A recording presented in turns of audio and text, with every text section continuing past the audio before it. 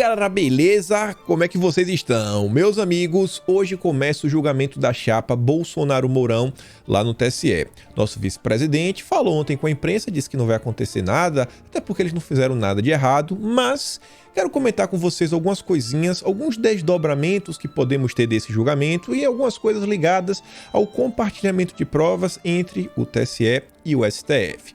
Vamos também falar sobre 2022. Parece que agora o martelo foi batido. O partido de Bolsonaro parece que já está decidido. Se não for um, vai ser outro. E já tem até conversa de vice, governador, apoio, senador. Muita coisa pra gente falar. Vamos também falar, do Dória, vamos falar do Lula, vamos falar do Haddad, do Alckmin, algumas coisas que estão acontecendo no estado de São Paulo.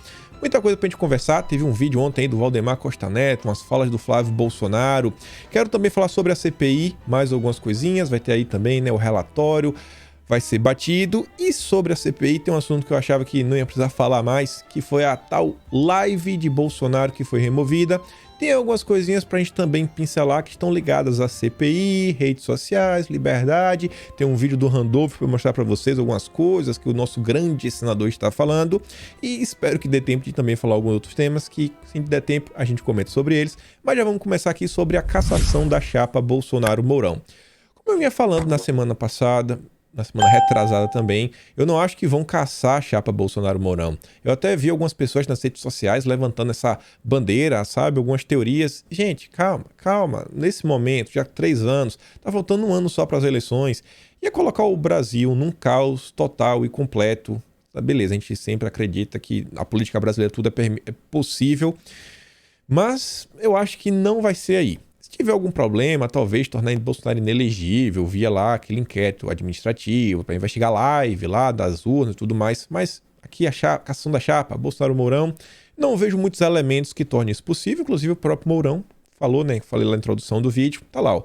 Mourão diz que não vai acontecer nada no julgamento da cassação da chapa com o Bolsonaro. Não vai acontecer nada. Ou alguém vai pedir vistas para continuar segurando essa espada de Damocles na nossa cabeça, ou nós vamos ser inocentados porque eu acho que as acusações que estão sendo colocadas ali não procedem, disse Mourão aos jornalistas.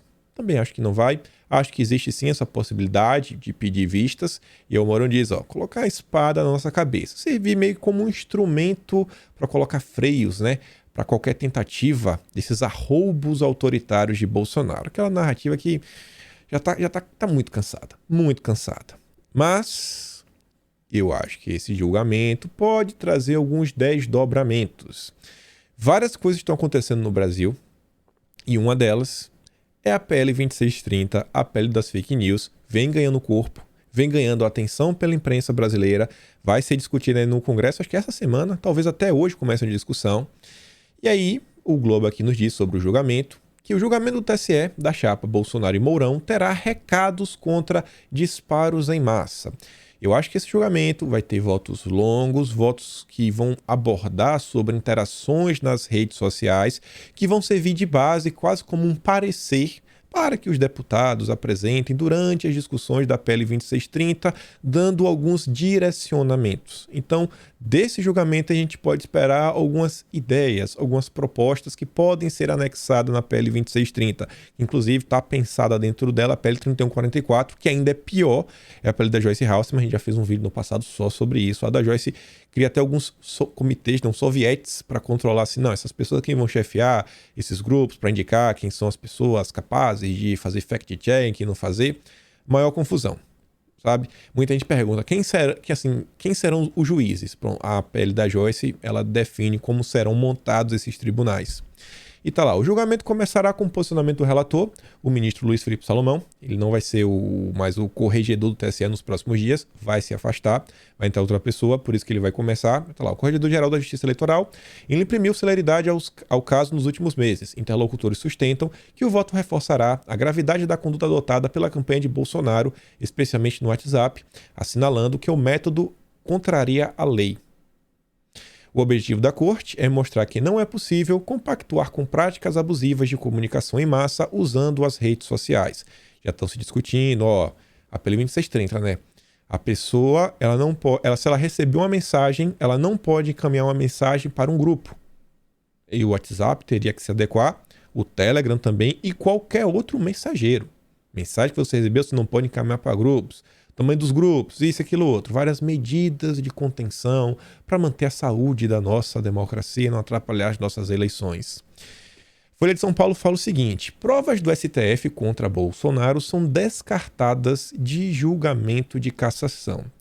Isso aqui eu acho que vale a pena prestar atenção por um motivo. Fala o seguinte: ok, advogados dos autores de duas ações eleitorais que pedem a cassação da chapa, Jair Bolsonaro e Hamilton Mourão, afirmam que não foram compartilhadas provas dos inquéritos do STF essenciais para a investigação, entre elas, documentos relativos à quebra de sigilo do empresário Luciano Hang.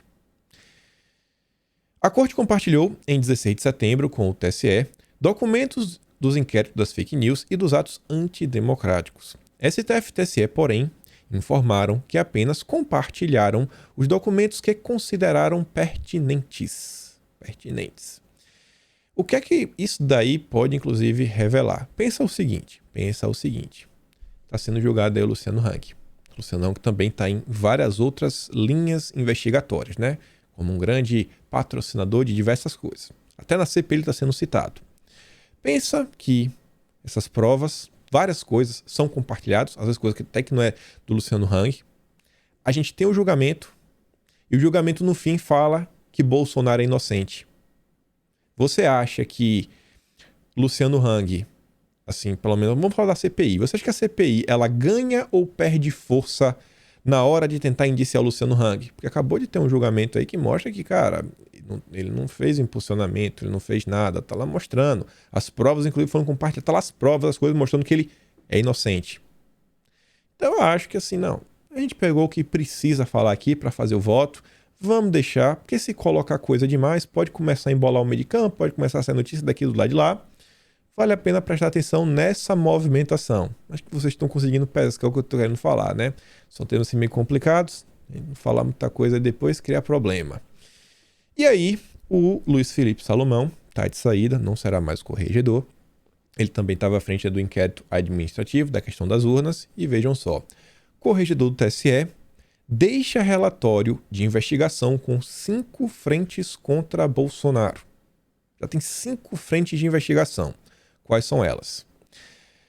A live do presidente contra as urnas, desmonetização de blogs e sites que espalham notícias falsas, os ataques ao sistema eleitoral no 7 de setembro, possível ingerência política na EBC e investigação das motocicletas por suspeita de propaganda antecipada. A história da Hidra parece cada dia mais real, porque a Hidra, você vê a metáfora, né? Você corta uma cabeça da Hidra e nasce 2 no lugar. Agora tem 5 frentes de investigação num único inquérito. Meu Deus, assim, cada dia que passa, parece que mais coisas surgem. E eu fico um pouco espantado, porque já tem 2 anos, quase 2 anos, vai falar, não, tem 1 ano e meio, vamos falar assim, tem 1 ano e meio, desde que começaram aí a maior parte dos inquéritos. Até agora, pô, assim, condenando mesmo, assim, ó, julgou, condenou, temos provas, isso, aquilo, tudo, ainda não aconteceu. A gente fica assim, sabe, se perguntando um pouco. No documento, ele solicita a Alexandre de Moraes, do Superior Tribunal Federal, o compartilhamento de provas colhidas nas apurações de fake news e milícias digitais, que miram bolsonaristas. Salomão ainda pede posicionamento da Polícia Federal sobre as investigações relacionadas em andamento e seus desfechos. Parece que essa novela está muito longe de acabar. E aí vamos falar um pouco sobre a CPI. Essa é uma matéria aqui no Globo, que eu tenho certeza que se fosse alguma página de direita falando sobre isso daí, meu Deus do céu, né? Tinha dado muita confusão. Mas como é o Globo, só sai uma atualizaçãozinha. Eles falavam o seguinte: Luiz Roberto Barroso alertou Omar Aziz que tomassem cuidado porque os elementos juntados pareceriam precários e poderiam fragilizar o relatório da CPI. O ministro é relator de uma DPF impetrada no Supremo pela articulação dos povos indígenas do Brasil sobre o tema. A ponderação de Barroso ajudou a convencer Renan Calheiros a retirar o pedido de indiciamento do presidente da República por crime dessa natureza. Atualização. O ministro Roberto Barroso confirma ter recebido ligação do Omar, mas afirma que só prestou esclarecimentos quanto aos fatos da ação voltada à proteção dos indígenas, sem fazer qualquer juízo de mérito sobre a ocorrência ou não de gênero por parte de Bolsonaro. Imagina, né? Precisa falar mais uma coisa? Não, só falou da coisa lá, do que está acontecendo, da DPF, não deu nenhum conselho, não deu nada. Se alguém da direita publicar isso daqui, ia ser aquela confusão. E aí muita gente estava falando, né? Quer dizer, a própria matéria, olha a manchete, né? A digital de Barroso na decisão da CPI, né? Pô, o Barroso colocando a digital, orientando o relatório, que confusão. Eu concordo aqui em partes com o Renan. Até o primeiro ponto. A CPI faz história. Uma história assim, meu Deus, de vergonha.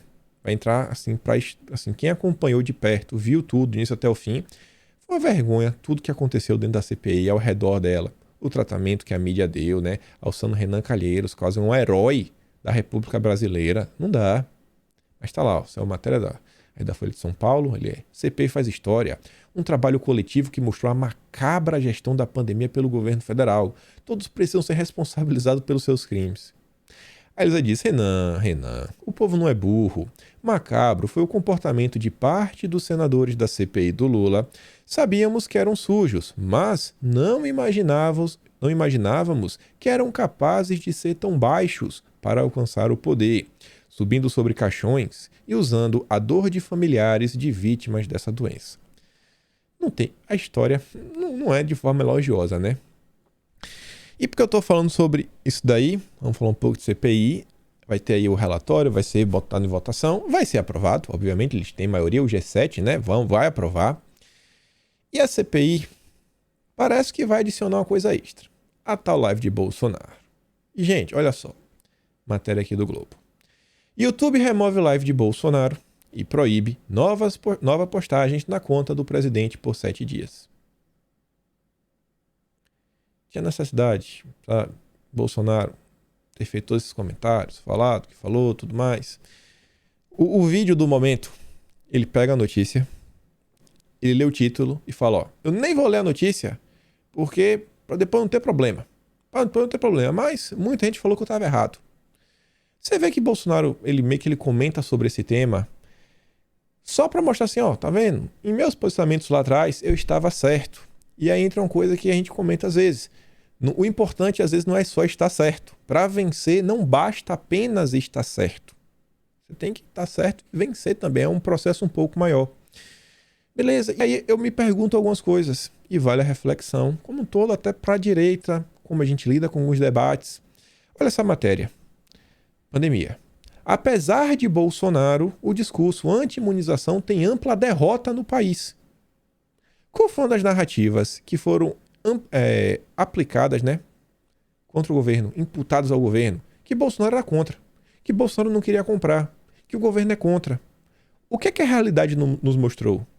Que o governo comprou mais de 600 milhões de doses para ter assim para todo mundo o que quiser.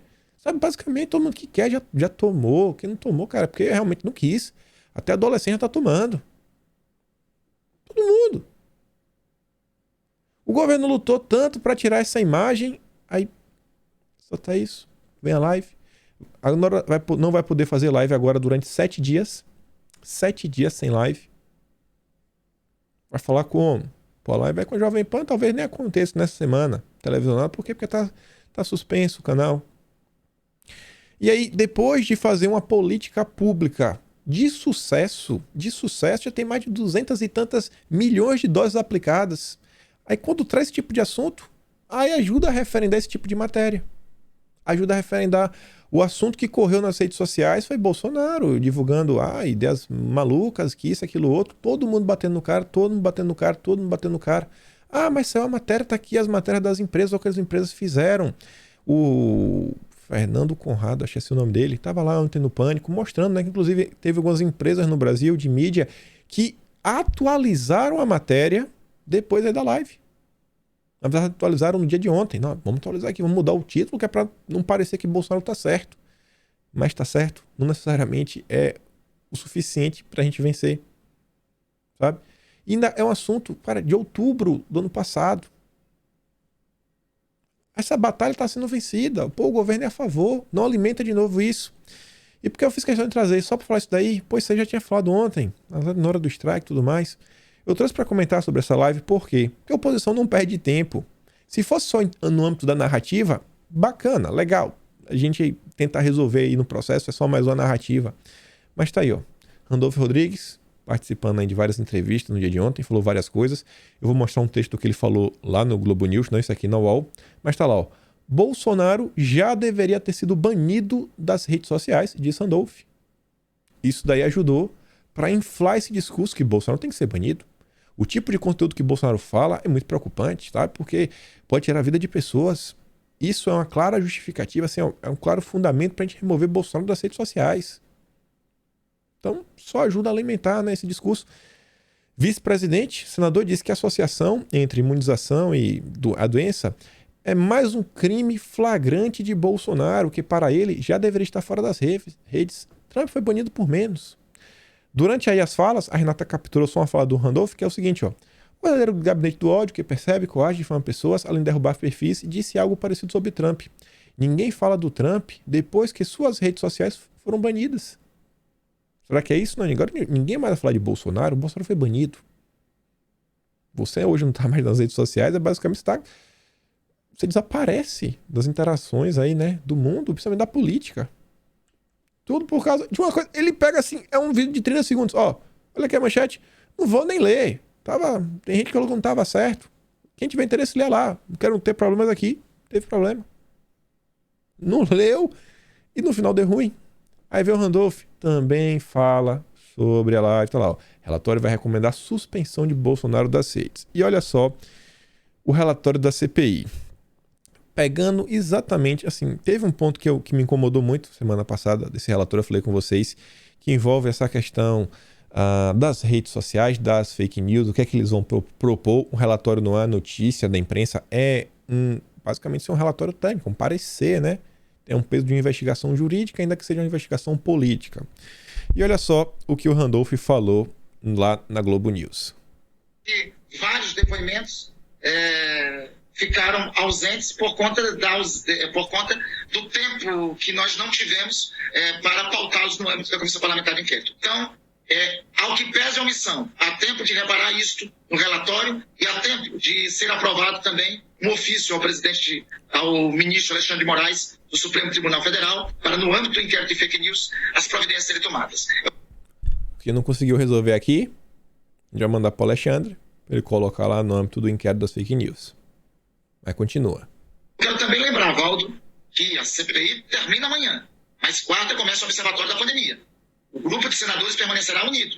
E uma das agendas que iremos ter, com certeza, é com as redes sociais, para que eles tenham aqui um comportamento e uma atuação diante da responsabilidade que eles têm. Não é aceitável que o Facebook, que o YouTube e as outras redes sociais possam oferir lucros com mentiras, com fake news, colocando exposta a saúde dos brasileiros, permanecendo, ficando silente diante de crimes. Não considero aceitável a postura do Facebook, não considero aceitável a postura das redes sociais, e somente 4, 5 dias depois da live do presidente da República tomar providências. De 4, 5 dias para cá, o estrago já foi feito na sociedade brasileira. Quantos brasileiros ficaram... Nem vou continuar. Tem um claro esforço da oposição para derrubar o governo. Tem um claro esforço da oposição para fazer uma limpeza, né, nas redes sociais. Cara, tem que dar com cuidado. E aí você vê, ó, CPI pede banimento de Bolsonaro de redes sociais e 10 novos indiciamentos em relatório. Aí tá lá, ó. A medida ainda precisará ser aprovada pelo colegiado durante a votação do documento prevista para acontecer hoje. Além de estar presente no documento final, a comissão vai votar um requerimento em separado para enviar a medida cautelar ao ministro Alexandre de Moraes no âmbito do inquérito das fake news. Já pensou? Aí olha só, tem um relatório da CPI, mais de 1000 páginas, 1100 quebrada páginas, comentando com vários especialistas, vocês considerarem essas pessoas especialistas ou não, o que está no papel, o CNPJ é importante, acaba colando, são pessoas que estão à frente de ONGs, institutos. Se a ONG ela se debruça sobre um determinado tema, ela é especialista naquele tema. Se ela é uma pessoa esperta ou não, aí já são outros 500. Se é um material útil ou não, são os 500. Mas sabe assim, a especificidade daquela, na ciência da palavra existe, não. Elas focam nisso daqui, nesse tema. E elas estão falando da importância, sabe, de combater desinformação e como isso pode, inclusive, impactar na vida das pessoas. Aí vem um relatório desse, bonitinho, redondo. Relatório de uma investigação. Chega nas mãos dos ministros. E aí aponta, olha só, o que aconteceu é tão grave que sem a gente pedir, as próprias redes sociais acharam por bem remover a live. Então a gente aqui pede, remova, desapareça com esse cara das redes sociais. Isso por causa de um recorte de 30 segundos. 30 segundos, 30 segundos. Renan defende banimento de Bolsonaro das redes sociais. CPI deve aprovar. Óbvio que vai aprovar. Isso aqui, já inclusive você vê. Olha a quantidade de âmbitos que 30 segundos podem causar problemas. Assim, os problemas que 30 segundos podem causar. Para o senador, com esse comportamento, Bolsonaro complica a situação do Procurador-Geral da República, Augusto Aras, responsável por analisar a maior parte das acusações da comissão contra o presidente da República. Ele não sei por causa do Twitter, ele só agrava as circunstâncias do Procurador-Geral, só o expõe o tempo inteiro. Essa investigação foi transparente à luz do dia, a sociedade acompanhou as provas. Só para ter ideia, são mais de 200 áudios de Bolsonaro defendendo polêmico. Vai falar. Até agora, olha ali, o Aras aí tá protegendo, mas olha que absurdo, foi removido das redes sociais. Vai ficar de 30 segundos, só para mostrar que estava certo. A CPI, os senadores, a oposição, já estão se articulando para tentar colocar a CPI da rachadinha. Esse ano ainda já querem ter as assinaturas. Já está com, acho que, 12 assinaturas. Alessandro Vieira é o capitão desse barco. E a oposição, como se não bastasse a CPI, tudo que já fez, acionaram o STF por fake news de Bolsonaro. O presidente leu notícia fácil na semana passada que cita supostos relatórios oficiais do governo do Reino Unido. Chegou, sabe quem foi o sorteado? Luiz Roberto Barroso. Sorteado foi o Luiz Roberto Barroso. Meu Deus do céu. Menos mal, o Barroso encaminhou a PGR. A PGR vai ter que dar um posicionamento sobre as falas. Quem foi que moveu a ação? PSOL e PDT. Por causa de 30 segundos. 30 segundos. E aí eu quero só voltar a uma coisa que a gente comentou no vídeo ontem. Foi lá o áudio do Esteves. E a gente falava, pô, esse pessoal, eles vivem numa bolha, eles estão desconectados. Eles acham que quem apoia o governo... Ontem lá na plataforma Roxa, a gente ouviu grande parte do áudio, a gente foi parando, comentando. O que o governo é contra isso, o que o governo quer fechar o Supremo, o governo quer... A gente fala, cara, esse cara vive numa bolha, esses caras não entendem o que é, sabe, ser uma pessoa de direita, conservador, que apoia o governo. Não entendem. O que é que ele falava lá? Ao ser questionado sobre a eleição presidencial de 2022, Esteves diz que o pleito será decidido no centro. Segundo ele, se Bolsonaro ficar calado é favorito. Esteves fala que o presidente não será reeleito se ficar malucão, ainda que um Lula muito à esquerda também não vence. Esse tipo de matéria acaba pautando, né, a mente dessas pessoas aí, né, chamados os donos do Brasil. Só para falar sobre isso, achei sensacional isso daqui, sensacional. Por quê? Lá vem um mamateiro, o maior dos mamateiros, o Maynard, falou o seguinte, ó, ele mesmo escreveu, fez questão, não colocou não, redação do antagonista, ele fez questão de escrever, ó, Maynard, tá revoltado. André Esteves, o dono do Brasil, é também o dono das urnas. De fato, ele está sossegado com todos os candidatos ao Palácio do Planalto, Jair Bolsonaro, Lula, João Dória ou Eduardo Leite. Só o nome deve aterrorizá-lo, aquele que fez a Lava Jato, Sérgio Moro. Sabe por que tá revoltadinho? Tá aqui, ó. BTG Pactual confirma a compra de Empíricos e Vitro por 690 milhões. Aí tá aqui, ó, ano passado. Não, desculpa, esse ano, em maio, 31 de maio. A Empíricos, comprada pelo BTG Pactual do André Esteves por 690 milhões, não é mais sócio do antagonista. O fim da sociedade se deu antes da compra pelo banco, como foi noticiado na ocasião pela própria Empíricos. Desejamos boa sorte aos nossos ex-sócios. Paulo Giraldi, 690 milhões de motivos que trazem à luz a histeria de hoje do mamateiro. Deixaram de ser sócio antes da venda, aí na hora que vende, o mamateiro não ganha nada. Não ganhou nada, não é mais sócio, ninguém é mais amigo. O choro é livre, Mainardi. O choro é livre. Que cara ressentido. Esse aqui, meu Deus do céu. Já que estamos falando do mercado, olha só esse daqui. Lira está por trás das críticas de Guedes a Pacheco. O presidente da Câmara, Arthur Lira, está por trás das críticas do ministro Paulo Guedes ao presidente do Senado, Rodrigo Pacheco. Ontem, 24 de outubro, Guedes cobrou de Pacheco a aprovação da reforma do imposto de renda que já passou pela Câmara. Lira e Pacheco, o bastidor já mostrou, tiveram, pouco tempo atrás, embates públicos e privados por conta do engavetamento de projetos aprovados pela Câmara. O Senado mudou, por exemplo, parte da reforma eleitoral e ignorou parte da reforma trabalhista. As mudanças do imposto de renda aguardam análise dos senadores, assim como a reforma tributária. Lira vê há bastante tempo, nos movimentos de Pacheco, a busca de poder político por meio de interlocução com o Palácio do Planalto e com os donos do dinheiro com vistas à sua candidatura presidencial. Ele já alertou Bolsonaro sobre o interesse eleitoral de Pacheco. Para Lira, tendo a oportunidade, Pachequinho, o presidente do Senado, que quer se viabilizar na terceira via, na disputa do ano que vem, irá sabotar a reeleição de Bolsonaro. Uma coisa que a gente vem falando há muito tempo. Há muito tempo.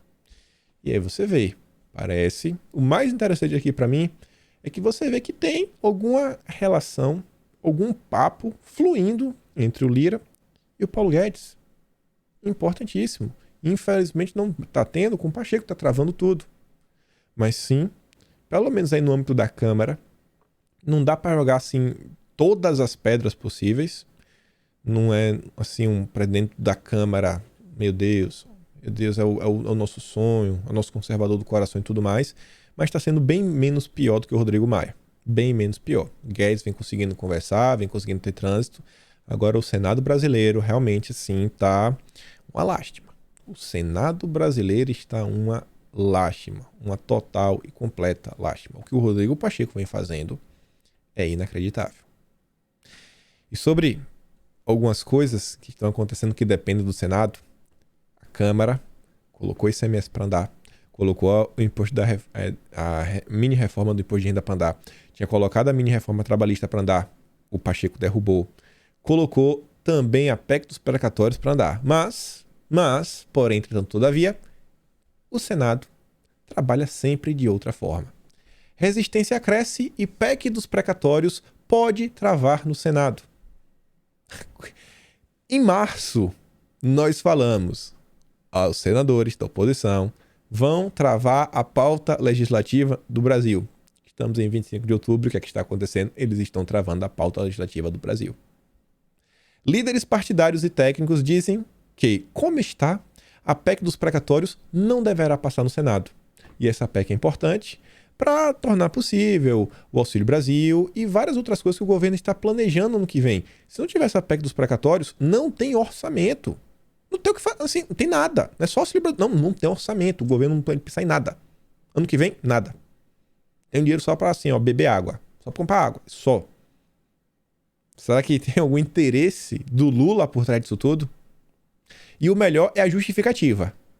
Políticos avaliam que a reação negativa do mercado ao texto, que viu na ideia uma burla ao ajuste fiscal, mudou o cenário que antes era positivo para a PEC. Reação negativa do mercado.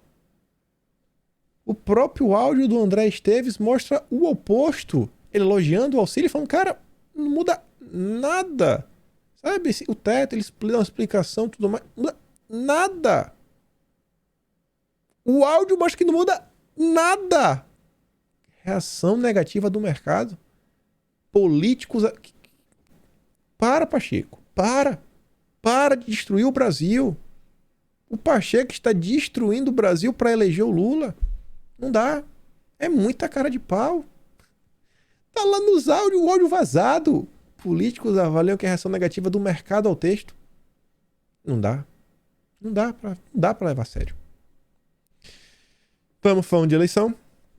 Manobras do Pacheco. parece que o martelo foi batido. E o martelo tá batido assim, parece que agora só tem a opção A e a opção B para Bolsonaro. Ou é um ou é outro. PP e PL. Tem uma matéria na Cruzoé, a gente vai ver ela toda, mas eu tirei de ordem, não é tão grande, é só esse daqui e outra coisa, mas a gente vai intercalar algumas outras notícias para ficar mais didático e ligar com algumas coisas que aconteceram no dia de ontem. E parece que tá certo, tivesse que ter que fazer uma aposta, Bolsonaro vai ou para o PP ou para o PL. E vejam só. Em reunião com Ciro e Lira, Bolsonaro encaminha a filiação ao PP. Após reunião de 1h30, com integrantes da cúpula do PP no Palácio do Planalto, nesta segunda-feira, Jair Bolsonaro voltou a tratar o partido como primeira opção para disputar a eleição no ano que vem. Segundo participantes do encontro, a ida do presidente ao PP está encaminhada. Estiveram presentes o Arthur Lira, Ciro Nogueira e Flávio Bolsonaro. E eu falo para vocês, Flávio Bolsonaro pode não aparecer tanto aí nos holofotes e tudo mais, mas politicamente falando, é o cara que vai lá para assim, ó, é como se fosse o drone de Bolsonaro. Vai lá e resolve. Flávio, vai lá e resolve. Quer acompanhar algumas movimentações políticas assim no governo? Acompanha o que o Flávio Bolsonaro está fazendo. Lembra que eu falei, ó, as nomeações jurídicas sempre passam pelo Flávio. Flávio Bolsonaro. Tava aí, o cara que veio. Quem foi que o Bolsonaro mandou primeiro para o Patriota? Flávio Bolsonaro. A reunião com os principais líderes do PP ocorreu no mesmo dia em que o presidente do PL, Valdemar Costa Neto, publicou um vídeo convidando o presidente a ingressar na sigla. Antes de bater o martelo, Bolsonaro pretende comunicar sua decisão ao próprio Valdemar. A estratégia é, mesmo sem se filiar ao PL, manter o partido no arco de alianças em 2022. O presidente pretende conversar com o dirigente nesta terça-feira, dia 26, no Planalto, olha esse final, há quem defenda oferecer ao partido o posto de vice na chapa presidencial. O nome para o posto, contudo, ficaria a critério de Bolsonaro. Bolsonaro, presidente pelo PP, vice vindo pelo PL. Teria aí um apoio, seria uma candidatura bem parruda, né? Partidos grandes, com bastante fundo, por penetração em todo o Brasil, né? Assim, estão todos lugares, tem assim, uma capilaridade grande. Isso aqui é bom, isso aqui é ruim. Você faz a sua matemática. Tem uns spoilerzinhos aqui já. Os spoilers. Alianças em 2022. Para mim já está certo. Está sacramentado. Se alguém me perguntasse assim, quais partidos vão estar apoiando Bolsonaro em 2022? Se eu tivesse que falar assim quase com certeza, PP e PL. Teremos aí os nossos deputados bolsonaristas, né? Berquices, Eduardo Bolsonaro, Felipe Barros, Carla Zambelli, Orlando e Bragança. Com certeza, a gente vai ver muitos desses em ambos os partidos. Eu acho que em ambos os partidos. E no governo Bolsonaro, no segundo mandato, teremos aí, né, o governo começando com o presidente com partido, o que a gente não viu, e com os partidos da base compondo aí pelo menos duas grandes bancadas, que é o PP e o PL. Ambos esperam eleger pelo menos 60 deputados, se eles conseguirem trazer Bolsonaro. Ambos estão dispostos a abrir mão do Senado, o PL até mais, a gente já comenta. Estão se movimentando. E fica com o número na cabeça. 205, e a gente já fala desse número. 205. Em vídeo, que foi no vídeo aí citado, que foi o vídeo saiu no mesmo dia, o presidente do PL convida Bolsonaro a se filiar ao partido. Bolsonaro e Valdemar intensificaram conversas para uma possível filiação e o clima no PL é de otimismo, ainda que o partido trave uma disputa com o PP para ter o clã entre seus quadros. Se Bolsonaro se filiar ao PL, eu acho que o vice vem pelo PP. Vai ser PP-PL. Tiver que bater o martelo, PP-PL.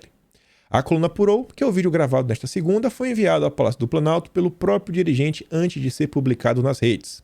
A equipe de produção audiovisual do partido foi convocada para produzir a peça nesta segunda. Estamos reiterando o convite de filiação partidária dirigido ao presidente Jair Bolsonaro, seus filhos e fiéis seguidores da causa brasileira sob sua liderança. Diz aí o Valdemar lá no vídeo. E, em disputa com o PP, o PL toparia ceder, além das questões do Senado, alguns diretórios. Numa tentativa arrojada de atrair Bolsonaro para o partido, o PL estaria disposto a integrar para o presidente o controle dos diretórios de ao menos 3 estados.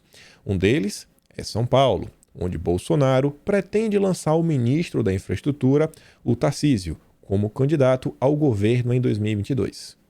E aí tem alguns choques, porque a matéria antagonista vai voltar e diz que Tarcísio vem para o Senado, mas o PL estaria disposto a dar o governo. E aí? Vem para o governo, vem para o Senado, que confusão. O PL parece estar oferecendo mais. Para quem aposta aí que Bolsonaro estaria fraco, derretido, sabe, não tem, ninguém mais quer o passe de Bolsonaro, parece que a realidade mostra um cenário um pouco diferente. Bolsonaro não está tão fraco como algumas pessoas querem falar. Vários partidos seguem querendo o presidente de seus quadros. E aí que a matéria... Não, calma. A fala do Flávio Bolsonaro, que vem falar o seguinte, ó. Agradeço o honroso convite de Valdemar para a filiação ao PL. Sigo aguardando a decisão do presidente Jair Bolsonaro sobre o nosso futuro partidário, que também pode passar pelo PP. Meu desejo é estarmos juntos, numa grande frente para contribuir melhorando o nosso país. Sacramentado. PP-PL. E aí tem algo a mais. O Valdemar, quando ele grava esse vídeo, ele se humilha um pouco, ele se rebaixa, né? Não é que se humilha, ele se rebaixa um pouco. Ele perde um pouco de poder de negociação, mostra fraqueza. Pô, você tá gravando um vídeo para convidar? O PP não precisa disso, a gente tá conversando com o Bolsonaro sem nem pedir. Temos ministros e tudo mais. Beleza. Por outro lado, a partir do momento que o Valdemar Costa Neto, o dono de um partido, grava um vídeo desse, solta nas suas redes oficiais, toda a imprensa repercutiu e, obviamente, todos os políticos sabem que isso aconteceu. Então, ao mesmo passo que ele se rebaixa e mostra um pouco de fraqueza, ele está mostrando uma certa lealdade a Bolsonaro. E isso, obviamente, vai ser cobrado em algum momento.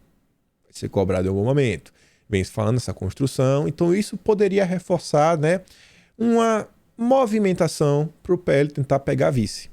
E é isso que eu estou falando. Para mim vem PP-PL. Se é bom, se é ruim, você faz a matemática. Estou tentando analisar os fatos ocorridos até o presente momento. E a matéria continua. E aqui que fica um pouco mais complicada de entender agora. Que agora bagunça muita coisa no jogo. Bagunça coisa que a gente vem falando, principalmente do Kassab, essa aliança com Lula, com Pacheco e tudo mais. Olha só. No encontro, ficou acertado que Bolsonaro terá preferência para indicar candidatos à disputa aos governos estaduais e ao Senado.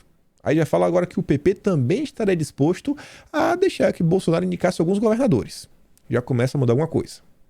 Em São Paulo, por exemplo, o partido se comprometeu a apoiar o Tarcísio para o Senado. Então agora já são várias coisas. Olha só. Já são governadores que a gente não tinha. Já Tarcísio não seria governador, mas seria no Senado. E aí poderíamos ter um segundo mandato sem o Tarcísio à frente da pasta da infraestrutura. Ele pode se licenciar do Senado, como Ciro Nogueira fez, compor o governo, ser ministro. Ele até pode passar 4 anos como ministro e depois ele cumprir mais 4 anos de mandato lá no Senado. O mandato do senador são 8 anos. Ele vai fazer isso? Não vai?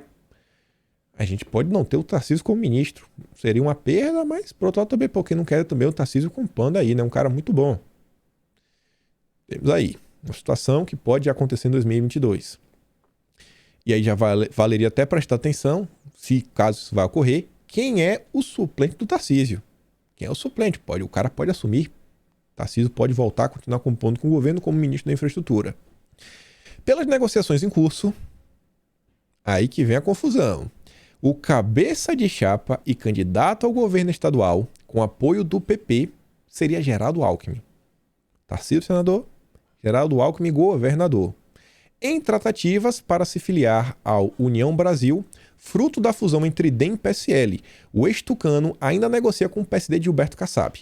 A ideia agradou Bolsonaro, uma vez que o Valdemar já selou apoio ao Rodrigo Garcia, visto o atual governador João Dória, seu inimigo político. E diz que o PP também apoiaria, né, o Onyx para ser governador pelo Rio Grande do Sul. Então o Onyx iria sair de partido, iria entrar no PP e disputar a eleição. Mas vamos falar do caso aqui do Alckmin. Que confusão. Alckmin lá. Tentando analisar os fatos, o que poderia estar por trás de uma movimentação dessa, que poderia estar sendo olhada com os bons olhos. Alckmin ele tem dois partidos em mente, vem se comentando. Tava quase tudo certo para ele ir para o PSD, que é do Kassab, que é um partido que já se decidiu. Assim como o PP e o PL decidiram que vão apoiar Bolsonaro, o PSD do Kassab já fechou com Lula. Tá certo, tá sacramentado. PSD é Lula. Se o Alckmin vai para lá, você tem um candidato que aparece nas pesquisas com 25% dos votos, e numas matemáticas que já fizemos, as estimativas, se ele entrasse junto com o Márcio França, poderiam ir até a 41% dos votos, que acho que o Márcio França aparece com 16% das intenções de votos. Então viriam assim com bastante força, quase vencendo num primeiro turno no estado de São Paulo. Se ele vai lá pro PSD, tem a chapa com o PSB, agrada o Lula, né, esquerda e tudo mais, já começou ontem sobre isso, e aí vai. Lula teria o seu drone lá em São Paulo. Se ele não vai para o PSD, vai para o União Brasil, não tem aliança com o PSB, pelo menos eu não vejo no primeiro momento uma chapa Alckmin e o Márcio França, não vai, eu acho que seria Haddad e Márcio França, tem até matérias na mídia sobre isso.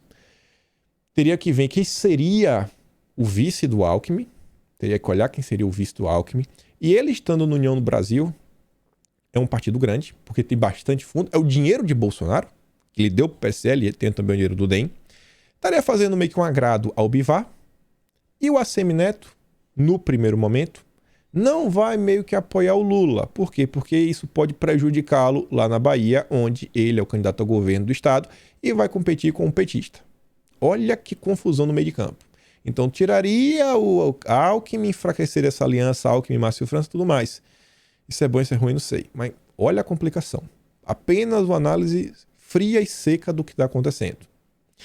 E aí você junta, que são na imprensa, os movimentos rumo à chapa que uniria Alckmin e Haddad em 2022. E aí diz, o formato da proposta seria uma chapa de Haddad candidato, Márcio França de vice, e o Alckmin viria para o Senado. Mas o Alckmin não quer Senado, o Alckmin não quer sair do estado de São Paulo. Questões familiares. Já fui atrás dessa informação. Então essa matemática também não fecha.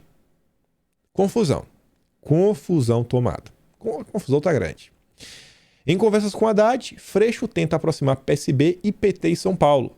E ainda corre o risco do seguinte: o Alckmin vai para o PSD, do Kassab, e o Kassab meio que acaba não apoiando o Alckmin no final da história. O apoia, mas ele não pega o Márcio França. Essa força da esquerda tira o Alckmin do segundo turno, e aí o Alckmin vai fazer o quê? São Paulo agora bagunçou por completo esse meio de campo, pelo menos os planos da turma do Lula, do Alckmin e tudo mais. Tá assim aberto. O que eu espero para São Paulo? Eu realmente queria, não só em São Paulo, mas todo o Brasil, que nós tenhamos um candidato que a gente realmente fala, cara, eu estou votando nesse cara porque não é o menos pior. Eu estou votando nesse cara porque esse cara compartilha dos nossos princípios, dos nossos valores. É um cara de direita, um cara cristão e tudo mais. Esse é o meu desejo. Mas olha a confusão que começou agora. Entre essas confusões de terceira via, Lula, o apoio aí de uma aliança nacional, PP, PL, Bolsonaro, confusão. Vale a pena agora a gente começar a analisar com a lupa maior o estado de São Paulo. E a conversa do Haddad com Freixo é o seguinte, Freixo prometeu ao petista que tentaria articular uma composição entre PSB e PT em São Paulo. Depois de andar com Haddad, Freixo tomou um café com Márcio França já na segunda-feira. A ideia é buscar um acerto que atenda os interesses de ambos os partidos e assim evitar que as duas legendas lancem candidatos próprios e acabem roubando o voto uma da outra. Se vem assim para o segundo turno. Vem para ter uma chapa para entrar no segundo turno. Haddad tem voto, porque é o PT, pega também os votos do PSOL até no segundo turno, e o Márcio França já tem os votos dele. É um cara que tem uma certa força em São Paulo. A gente comentou ontem, a Folha de São Paulo um pouco atrasada, né? Encontro de Lula e João Campos reforça a tendência de aliança entre PT e PSB. E o PSB falou que não abre mão de estar disputando o governo do estado de São Paulo, seja como cabeça da chapa, governador, seja como vice. Confusão. E você vê uma coisa interessante. A Elisa trouxe essa postagem aqui do Lula. Bolsonaro não é homem de partido político. Ele está atrás de uma legenda de aluguel, porque se depender da truculência dele, ele seria candidato avulso, pobre do partido que ele se filiar. E a Elisa fala o seguinte: candidatura avulsa seria um sonho de muitos brasileiros, não só do presidente Jair Bolsonaro, afinal de contas, acabariam com partidos como o PT, que quebrou o país, simples assim. Isso aqui é interessante por algumas coisas. O Lula ele tem alguns diagnósticos corretos. Bolsonaro não é homem de partido. Não existe hoje no Brasil um país que a gente se identifique e fala, cara, esse partido a gente se identifica. Esse aqui é o partido da direita, esse é o partido conservador. Não tem. Não tem. Isso não só aplica ao presidente, como aos nossos deputados, senadores, governadores, deputados estaduais, prefeitos, vereadores. As pessoas não se sentem representadas. As pessoas que votam em Bolsonaro não se sentem representadas pelos partidos. Não se sentem. E no fim, a última frase é o seguinte, ó, pobre do partido que ele se filiar. O Lula já está, inclusive, assim, ó, ele não tem medo do Bolsonaro, não tem medo, mas já está se esforçando para tentar impedir que Bolsonaro tenha um partido, mandando um recado, ó, não filia Bolsonaro não, Bolsonaro vai te atrapalhar, Bolsonaro vai te atrapalhar. Que medo é esse, Lula? Que medo é esse? Mas tudo bem, vamos que vamos. O medo do Lula é, na verdade, o Lula só tem um medo, que a população brasileira saiba quem é o PT. Saiba quem é o PT. O André Esteves acha que não. O Lula é uma cunhaíma, né? É inofensivo. É uma espécie de herói bandido. O Domingo Espetacular da Record deu repercussão. As coisas aí que envolvem o Foro de São Paulo. Lá a denúncia do ex-chefe da inteligência venezuelana, que fala aí do financiamento de algumas pessoas, entre elas o Lula. E o Domingo Espetacular, diferente só da matéria, do falar, trouxe os documentos. Essa denúncia aqui, gente, não é assim, ó, no gogó. É documental. Documental. Mas o povo brasileiro, grande parte dele, infelizmente, ainda não sabe o que é o Foro de São Paulo, o que o PT fez com o nosso Brasil, os empréstimos via BNDES para as ditaduras comunistas. O principal, esse aqui é o meu maior medo. Sabe como é que as pessoas não conseguem entender o que está em jogo nas eleições de 2022? Como as pessoas não conseguem entender? Não existe terceira via. Tá todo mundo falando isso daí. Como, por exemplo, o ex-senador Pedro Simon. É difícil, cara, ter unidade. Terceira via não tem. Não tem. Esquece isso. Terceira via só vai tentar desgastar o voto de Bolsonaro. Sabe, falar assim em narrativa, mas eu ainda acho que Bolsonaro tem aquele consolidado, 30%, às vezes um pouco menos, que seja, das pessoas que são convictas, são de direita, eu sou de direita, eu voto nesse cara porque eu acredito nesse cara. Talvez seja menos, mas eu acho que está garantidíssimo no segundo turno. A terceira via só vai desgastar e ajudar a eleger o Lula. A terceira via, ela é tão desconectada com a realidade, tão desconectada, essa questão que não existe é Lula ou Bolsonaro, que o Dória foi no interior da Paraíba. Ele causou mal-estar ao perguntar à plateia: quem aqui já foi a Dubai? Em toda a Paraíba, estado pobre. 2 pessoas levantaram a mão assim, meio de vergonha. O Dória ficou, pô, só 2 pessoas. Esse é o deslocamento aí do desgovernador de São Paulo com a população brasileira. O Renato diz, ó, o embaixador do lockdown e um dos arquitetos da crise que resgatou o fantasma da fome do Brasil. Dória odeia o povo. É inacreditável. Olha isso aqui que a Elisa achou, cara. Sensacional. Moro, nesse você pode confiar. Tava lá, ó, Estado de São Paulo, exclusivo. Jamais entraria para a política. Frase dita em 6 de novembro de 2016. Muita coisa mudou, hein, Sérgio Moro? Muita coisa mudou. Agora ele tá afim. Agora pode. Aí você vê, a turma do Sérgio Moro faz o que eles nos acusam. Mas não era esse pessoal que queria a volta do AI-5? Agora estão chorando por causa de censura. Fake news na liberdade de expressão. Você não é livre para espalhar notícias falsas que prejudicam a vida do próximo. Quando alguém pediu AI-5, o AI-5 ele se comentou sobre o que foi numa live com a Leda Nagel dentro do Eduardo Bolsonaro. Não tem nada a ver, ninguém nunca pediu isso. O Leandro Ruschel fala, o cara faz uma fake news e no mesmo texto de poucas linhas defende censura a quem produz fake news. Nova esquerda é isso. Isso é a terceira via. E aí, Bolsonaro, né, sendo investigado, campanha eleitoral antecipada. Eita, esse Bolsonaro cheio de campanha eleitoral antecipada. Mas os debates dos presidenciáveis do Estadão não é campanha eleitoral antecipada. O vídeo do Ciro Gomes, prefiro o Ciro, meu amigo. O Leonardo Coutinho diz, acho que não é campanha antecipada não, viu? Está com cara de micareta, né? Tá sendo irônico. Só é campanha eleitoral antecipada se for de Bolsonaro. O resto, meu Deus, pode colocar um número na tela. Vote 12, vote no Ciro. Não é campanha eleitoral antecipada. Vote 13, vote no PT. Não é campanha eleitoral antecipada. E aí, hoje vai dar tempo de falar alguns temas. Temos aqui um grupo que apoia o governo e parece que a imprensa está com raiva do grupo que apoia o governo, que é o grupo dos evangélicos. Olha essa matéria da Veja. Os evangélicos e o fetiche do marxismo cultural. Teólogo Rodolfo Kapler afirma que o segmento evangélico no Brasil é dominado por uma narrativa paranoica ultraconservadora. Não existe revolução cultural no Brasil. Isso é maluquice de negacionista, terraplanista, eletricista, encanador. Esquece isso. Esquece isso. Frentista, taxista, motorista. Não existe. Não existe revolução cultural. Será que não existe? Vamos ver algumas coisas. Mostrei rápido outro vídeo no dia, a gente não chegou a ler. Ó. Essa matéria foi do dia 23.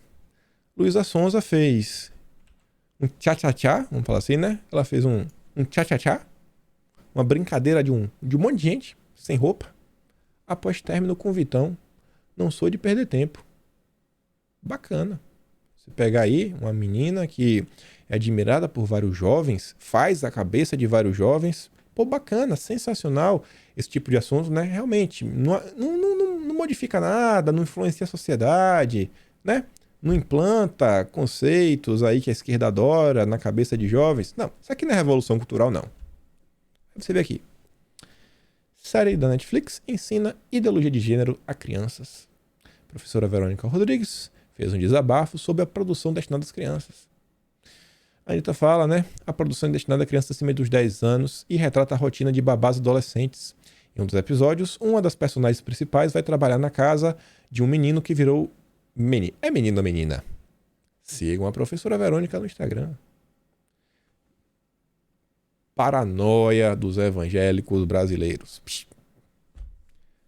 Proibidão. Festa aí, né? Infantil revolta a paz em Goiânia. Gente com menos de 10 anos. Eita, rapaz. Proibido. O funkzão entrando. Isso aqui não é revolução cultural. Isso aqui é paranoia dos evangélicos brasileiros e esses bolsonaristas malucos. Aí você vê, né?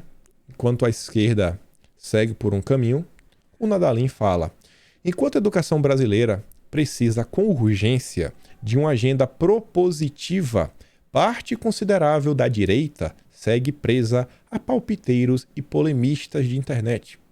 A galera que está fazendo muito comentário, muita confusão. Realmente acho que a direita falta mais informação e proposição, começar a propor coisas, levar coisas à frente. Aí você vê, a gente já tinha comentado sobre isso. Foi lá o André, na Veja, a gente comentou isso tem uns 4 dias. E aí, acho que 3, 4 dias. A Veja estava reclamando que estava muito projeto aí cristão sendo aprovado. Muito projeto religioso. Não pode estar ruim.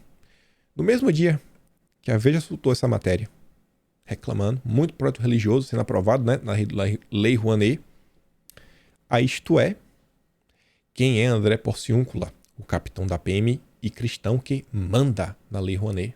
Uai. Qual o problema do cara ser cristão, irmão? O cara é capitão da PM e cristão. Perigo. Alerta. Alerta perigoso. Perigoso. Parem este homem. Ele é cristão. Parem este homem. E ainda, extra, ligado ao Grupo Globo. Secretaria de Mário Frias aprova projetos religiosos baseada na Lei Rouanet. Gravação de CD, DVD por R$200 mil. Meu amigo, tá tudo errado. Paranoia dos evangélicos. Não existe marxismo cultural, não existe revolução cultural. Não existe, sabe? Não. Esses cristãos malucos, eu não sei. Olha isso daqui. Talvez o cara inventou da cabeça dele. Mas ainda assim, ainda que ele tenha inventado, eu achei assim interessante a quantidade de curtidas que teve. 68 mil curtidas no momento que eu peguei. Liguei pra minha namorada e ela tava no tchá-tchá-tchá. Pérolas da não monogamia. Desculpa, amor, tá ocupada, né? Boa Bom tchá-tchá-tchá. Detalhe, tô na casa da minha ex. Meu amigo. O mundo maravilhoso do progressismo sendo construído aos poucos, bem debaixo de nossos narizes. Quanto tempo até chamarem qualquer relacionamento monogâmico de tóxico, abusivo e controlador. Para isso, aí embaixo vai... para isso aí embaixo virar o novo normal, né?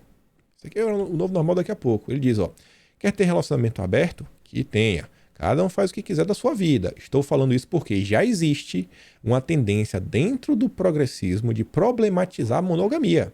Não é viagem minha, não. É viagem deles mesmo. Estou realmente trabalhando para isso. Estão realmente trabalhando para isso. Não Wagner, eles. Lembram do episódio do MC que pulou da sacada porque ia ser pego traindo? Na época, choveu thread dizendo que a culpa daquilo era a monogamia. E vendendo essa narrativa de que relacionamento monogâmico é inerentemente controlador e abusivo. Se fosse um relacionamento aberto, ele não tinha pulado da sacada. O problema aqui é que o progressismo não costuma trabalhar para simplesmente implementar a aceitação de determinada prática, mas sim para fazer isso, eles tendem a recriminar o comportamento oposto. Essa é a tendência geral da ideologia. Não é uma previsão tão absurda assim. Basta lembrar que, para combater o preconceito de pele e tudo mais, que precisam condenar todos os brancos, para defender o arco-íris, eles precisam dizer que quem se recusa um relacionamento só porque tem um pirulito, um pirulito, você é fóbico, você é fóbico. Só por causa de um pirulito, pelo amor de Deus. Exemplos como esse não faltam. Mas é tudo da cabeça dos evangélicos. Maluquice, revolução cultural não existe. Olha isso daqui, né? Aquele velho 2 pesos e 2 medidas. Quando o Bolsonaro fala uma coisa, todo mundo joga pedra. É pedra para tudo que é lado. Quando vem de outra pessoa, aí é bacana. A gente tem direito de celebrar a vida. Nós está de volta, diz Marcelo D2, em show que marcou a reabertura do Circo Voador. A galera pode fazer e tudo mais. Agora, se Bolsonaro falar qualquer coisinha, como por exemplo, não, vamos parar de usar máscara e tudo mais, não, né? E não pode. A imprensa cai destruindo o cara. O secretário municipal de saúde do Rio de Janeiro diz que a liberação de uso de máscaras em locais fechados na cidade será efetivada em novembro. Não é local aberto, não é local fechado. Mas quando o Bolsonaro fala isso, rapaz, que confusão, que confusão. Isso aqui não dá tempo de falar hoje, mas você vê aqui, ó. A oposição. Continue usando. Quer dizer, não vou ler o cara falar primeiro, né? As máscaras vieram para ficar. Túlio Melo dá 5 motivos para continuar usando, mesmo que depois tudo acabar. Continue usando. O Silvio Navarro fala, cara, continue usando. Tem do Zorro, do Batman, sabe? Quem achar bonito, usa, beleza. Só não obriguem mais quem não precisa sair na rua assim. Quem não quer, não usa. Tinha mais umas coisas para mostrar, mas já tá boa. Eu fico meio nervoso tendo que ler essas coisas. Ai, não... Começa até a engasgar na hora de falar, dá uma gaguejada, porque trava. Mas segundo a imprensa brasileira, revolução cultural não existe. É um delírio dos evangélicos que apoiam o governo Bolsonaro, e por isso que o governo Bolsonaro é feito de apoiadores negacionistas. Olha a quantidade de coisa que a gente tem que lidar todo santo dia. Será que vão falar que isso tudo também é tudo culpa de Bolsonaro? Cara, volto a repetir, como sempre. Fez outra vez gente desanimada, fez outra sempre repita a mesma coisa. Enquanto a direita está desanimada, a esquerda está lutando desde o século XX. Põe um cerrado para cima, a luta continua, a luta continua, a luta continua. E a esquerda não vai desaparecer. Tá aí, o Foro de São Paulo tá aí, o progressismo tá aí. E eu acho que o caminho só tem um único caminho, tá bem claro. Até o Centrão brasileiro, meu Deus, está apoiando aí essa possível coligação que eu tô vendo aí surgir, né? PP-PL. Então, gente, se a esquerda vai continuar lutando, também continuarei lutando. Governo de direita vem fazendo aí, para mim, um trabalho muito bom em diversas áreas. Ninguém é perfeito, vai ter algum problema ou outro, mas para mim tá bem claro qual é o cenário de 2022. É Lula ou Bolsonaro? E eu não vou me esforçar para eleger o Lula. Quem quiser, esteja aí à vontade. Por hoje é isso. Lembra de curtir. Ajuda realmente a compartilhar. Leva o vídeo para mais pessoas assistirem. Se você gosta do meu trabalho, considere me financiar através do Patreon, através de se tornando membro do canal. E a gente se vê amanhã. Aquele grande beijo, abraço, tamo juntos. Valeu, meus amigos. Fui.